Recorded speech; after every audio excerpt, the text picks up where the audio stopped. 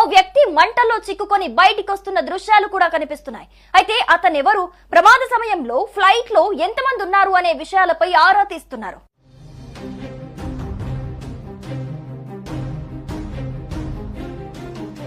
విమానం కూలటంతో ఘటనా స్థలంలో పొగలు ఎగసి పడుతున్నాయి. రెస్క్యూ టీంలు సహాయక చర్యలు చేపట్టాయి. విమానం బంగ్లాదేశ్ ఎయిర్ ఫోర్స్ కు చెందినదిగా ఆర్మీ అధికారికంగా ధృవీకరించింది. ప్రమాదంతో అప్రమత్తమైన స్థానికులు, పోలీసులు సహాయక చర్యలు ముమ్మరం చేశారు.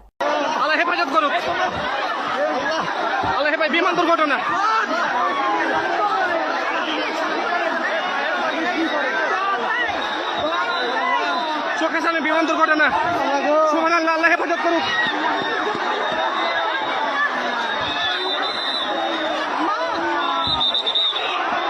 Mile stone school and college campus పై బంగ్లాదేశ్ వైమానిక దళానికి చెందిన ఓ శిక్షణ విమానం పైలట్ నియంత్రణ కోల్పోవడంతో కుప్పకూలినట్లుగా పోలీసు ఉన్నతాధికారులు వెల్లడించారు. అయితే ప్రమాదం జరిగిన సమయంలో స్కూల్లో విద్యార్థులున్నారు. బంగ్లాదేశ్ ఆర్మీ అనుబంధ కార్యాలయం పబ్లిక్ రిలేషన్స్ ఆఫీస్ కూలిన ఎయిర్ క్రాఫ్ట్ F-7 BGI వైమానిక దళానికి చెందినదని ధృవీకరించింది.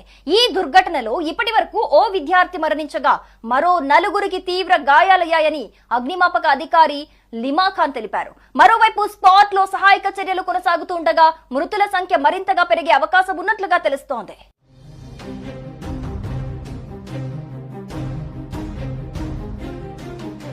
మరోవైపు విమాన ప్రమాదాలు భయాందోళనకు గురి చేస్తున్నాయి.